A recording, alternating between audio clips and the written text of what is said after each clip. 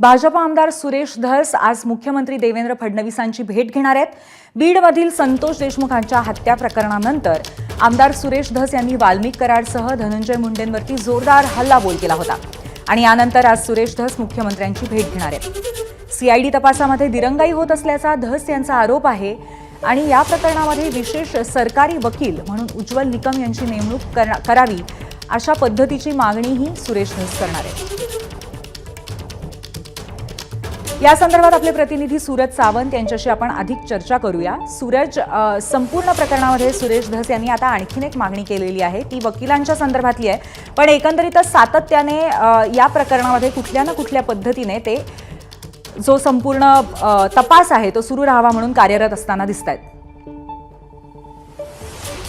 सूरज,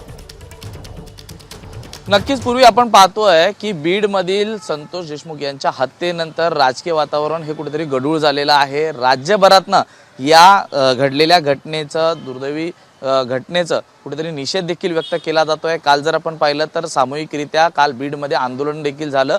तर दुसरीकडे या संपूर्ण प्रकरणात सुरेश धस यांची भूमिका ही महत्त्वाची आहे, कारण पहिल्या दिवसापासून ते याबाबत बोलत असल्याचं पाहायला मिळत आहे। यातील जे प्रमुख आरोपी आहेत ते अद्याप पोलिसांच्या हाती लागलेले नाहीयेत, त्यामुळे हे संपूर्ण प्रकरण सीआयडीकडे वर्ग करण्यात आलं। सीआयडीचा तपास सुरू आहे। सीआयडी कडनं जे या संदर्भातील जे आरोपी आहेत त्यांच्या कुटुंबियांची चौकशी केली जाते, त्यांचा माग देखील काढला जात आहे। मात्र यामध्ये कुठेतरी दिरंगाई होत असल्याचा आरोप आता धस करत आहेत।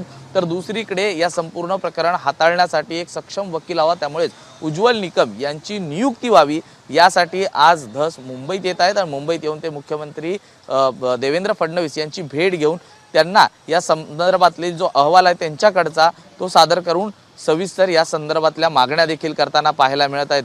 प्रामुख्याने झालं तर या संपूर्ण प्रकरणामुळे बीडमधील वातावरण कुठेतरी गढूळ झालेलं आहे।